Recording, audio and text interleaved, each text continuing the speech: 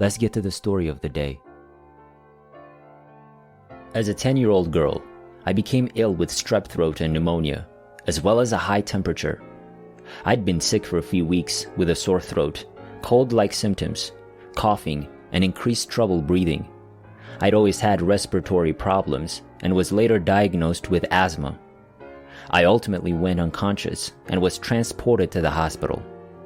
During my medical evaluation, I was stripped out of my clothing and wrapped in cold, wet sheets in an attempt to reduce my fever.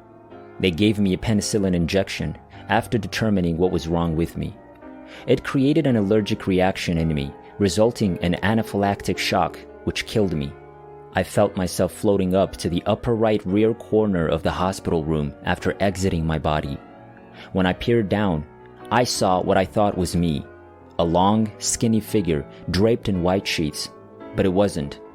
While I, the actual me, was dispassionately watching the hospital staff frantically attending to it with an intense and escalating flurry of activity, I felt a complete and absolute disidentification with the corpse. The concern and attention they paid to this body was intriguing, but no one realized I was standing outside of it, watching. I could see my heartbroken mother down the hall through the wall. On some level, I could sense and feel her anguish, and I wanted her to know that I was fine, that she didn't need to worry or be unhappy. Her angst was no doubt heightened by the fact that the doctor had previously sharply and fiercely admonished her. Why hadn't she taken me in for medical attention sooner? We were staying at my great-aunt's cottage. It was summertime. My illness deteriorated to the point where my fever remained high and consistent for 2 days, at least 104 degrees, and my body shivered uncontrollably. Despite the fact that I was hot to the touch, I kept saying how cold and frigid I was. So my mom took my great-aunt's advice and wrapped me in blankets and a woolen hat.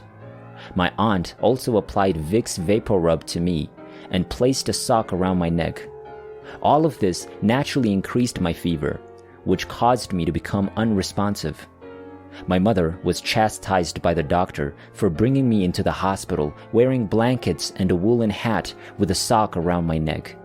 He said that she was roasting me to death and firmly ordered her to wait elsewhere. This was something my mother told me years later. As I continued to look about the room disinterestedly, a light began to flood the space, encompassing everything in sight, making its way to me, wrapping itself around me. I couldn't see anything else save this brightness. The physical scene below has faded and vanished. The light became increasingly bright. It was stunning, wonderful. Brilliant white silvery light swirled and slid over me, creating and blending. It embraced and welcomed me into itself. It was exquisitely peaceful and flowing. It seemed as though I had entered a luminous corridor. The light drew and drew me into itself, enveloping me. I had no objections because it seemed so pleasant and natural. I became one with the light. I moved through this bright tube. Nothing on earth can compare to the intensity of the brightness. It was like looking up and seeing shafts of sunlight shining onto you through the leaves of trees, only thousands of millions of times brighter. There was a sweet softness in this throbbing brilliance. I felt deep, beautiful affection, a gathering and remembrance of being this love, this pure and flawless essence. They were all perfect and complete. I felt endless and unlimited, and I was content. Complete tranquility. There were no thoughts, only beautiful, calm silence and unfathomable contentment. There was a subtle hum in the background at one point, as well as the pleasant sound of whooshing air or wind all around. However, it was neither distracting nor annoying. It was stunning. A lovely being appeared in front of me, exuding pure divine love. This thing was formless and pulsing softly and ethereally, but it had a hint of form, like a blended, ever so faint outline that was ever more radiantly beautiful, though, paradoxically, of the same brilliance as all else around it. Another form existed on either side of this wonderful person. Even though their edges and their wholeness intermingled with the core being, these two other entities felt as powerful, but slightly smaller and a half step back. They also appeared to be more conscientious.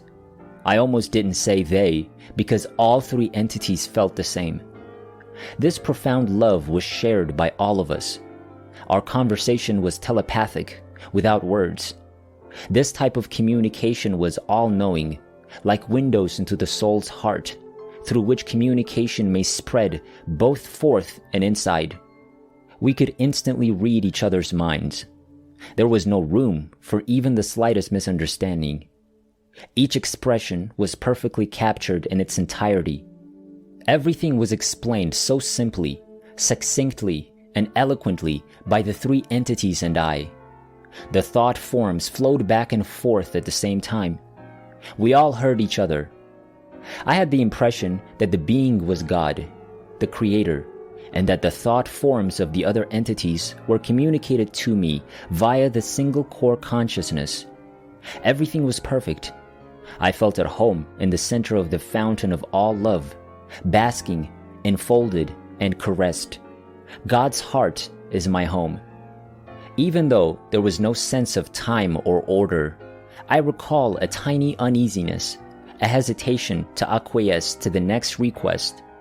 This was to consider looking back at my life, reviewing it, and then deciding whether to stay in this loving embrace of heavenly perfection or return to my body. To say the least, the prospect of returning to the physical was revolting, and I made every effort to avoid it. I was informed, patiently and lovingly, that I could actually remain and not return to the corporeal if I so desired. However, I was gently encouraged to examine my life before making that decision. I felt an increasing sense of aversion to this, but also a knowing that I needed to. I was under no duress. The decision was made because I had a strong internal feeling that it was the appropriate and important thing to do. So, unwillingly, I consented to have a look, and as a result, I had a really vivid life recollection. It was both horrible and breathtakingly beautiful. It was like seeing a movie with minute details. Every idea, word, deed, choice, and action was expressed, experienced, and re-examined. It was a self-evaluation that was completely transparent and honest. They embraced me with genuine sympathy and acceptance. During this review, I understood that I was every single person I'd ever met or imagined myself to be. I felt exactly what they felt as a result of my loving or unloving thoughts and deeds as I merged with and became them. I saw everything through their eyes, not only how my actions affected them, but also how they affected others they encountered as the ripple effects continued. I watched how the love we offer ripples outward, creating an everlasting beauty that we are frequently unaware of at the moment. This happened when I said something meaningful, thought something truly kind, or gave someone my complete attention. Simple gestures, such as a spontaneous and genuine grin, struck me the most. For example, I smiled at a woman on the street, and it brightened her day.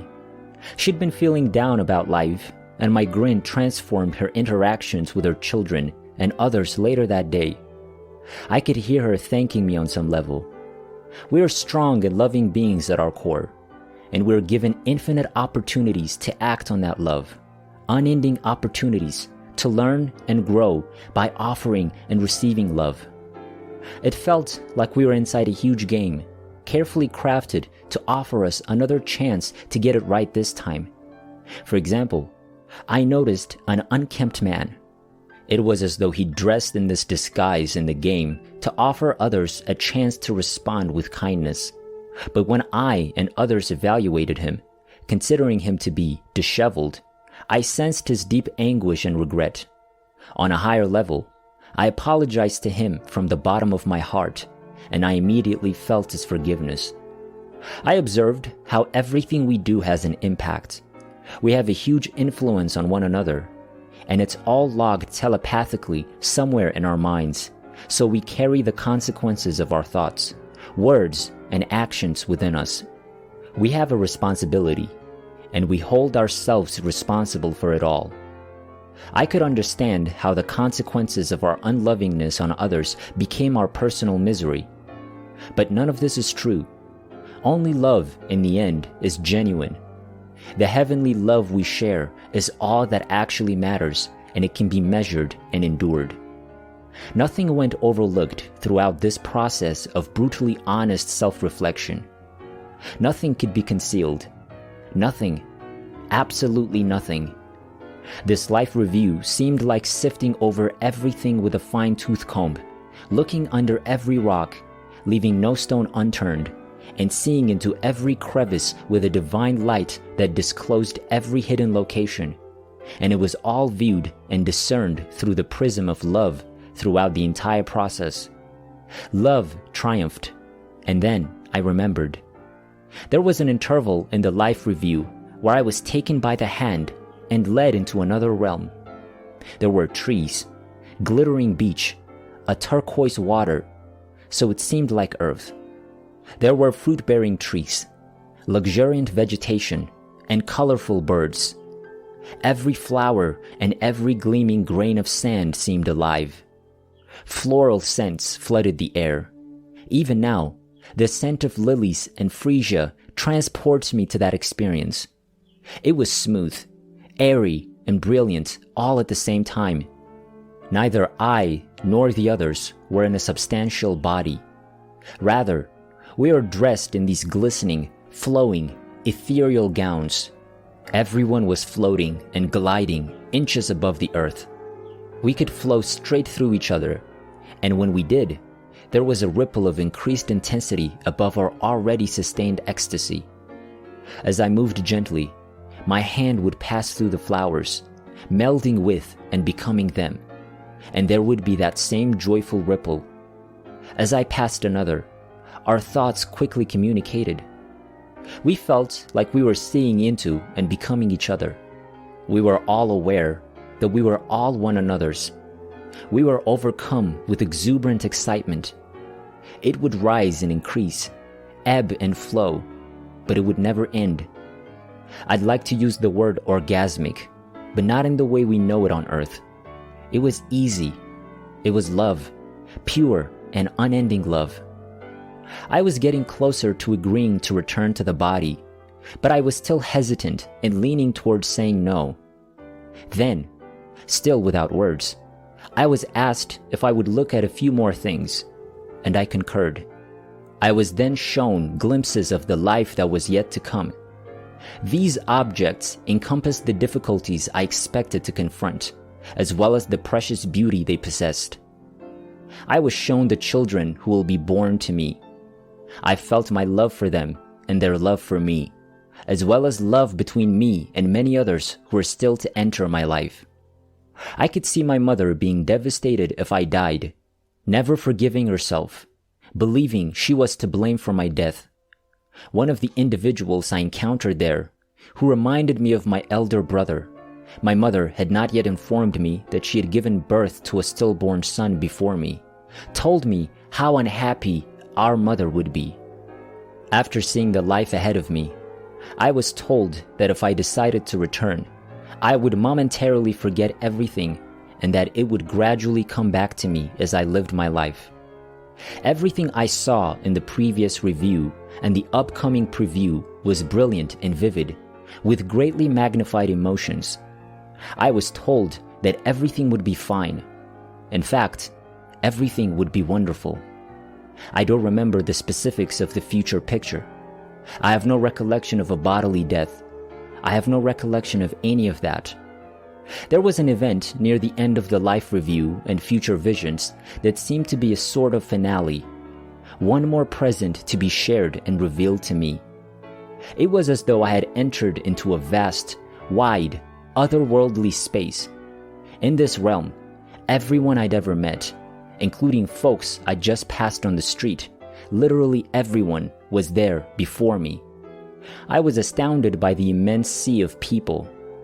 As I looked around, I noticed the faces of those who had played a larger role in my life, family, close friends, and ancestors. These were more noticeable, but there were also those I had met in passing on the street, in a park, everywhere I'd ever been in my life. I gazed over the sea of faces once I got past my initial shock at what felt like a huge surprise, and the message that came from all of them combined was, "Welcome back. We've been looking forward to seeing you." Oh my God, the profundity of this brings tears to my eyes, tears of appreciation and delight. This event left me with a deep, knowing feeling that no one is or will be left behind. We're waiting for one another. We sat and waited for everyone. We wait as long as it takes to walk back home together. We're like unconditionally loving witnesses to one another's life. There was so much love injected that it's indescribable, and it sends me to my knees in memory. It felt almost like a reunion. We then proceeded to reminisce eagerly in a sort of mind-to-mind communication. Oh yes, I remember when I said, or did, or thought that to you. You said, or did, or thought that to me. And then I felt and did, and so on. It's as though the divine is constantly encouraging one another toward our ultimate oneness with our Creator. This section was a revelation. On every level, it felt like a grandly organized event. Above the surface interactions, there is a completely different and completely correct level of communication going on at all times. Even if the interaction appears to be hurtful, when viewed from a higher level, it is always and only from love and always from the utmost good of both persons. It's as if I could see what's going on behind the scenes, behind the curtain of physical encounters. There's always a heavenly intellect at work. It was also hilarious to see how serious I'd often taken things. What a comfort it was to have clarity into what was truly going on. That's what our joyful reminiscing revealed to me. The whole affair felt like a big party. I chose to return to the physical when this reunion felt complete, and I realized what I was destined to fulfill moving forward. I felt I'd been handed a significant amount of duty, and I resolved to fulfill it. It was not a single major task. Rather, it was implicit in all I had experienced, to always be sincerely nice and convey love. Simply put, I had failed and could do better this time. Going back into human life to play out this earthly game was still difficult, but it was mitigated by the amazing love I just experienced and the knowledge that we'd all meet again. This entire experience had to have happened in a matter of seconds, yet where I was, there was no time, and it appeared to last forever. Perhaps the turning point for me was when the doctor used adrenaline to restart my heart after the penicillin had stopped it.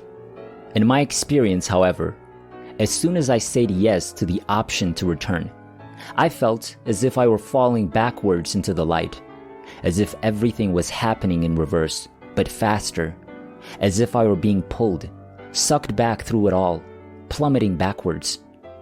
As this sinking sensation began, I asked myself one final question. Will I, and when will I, be able to return to the love and brightness of my home and stay? The answer was an unequivocal, yes, my child, yes.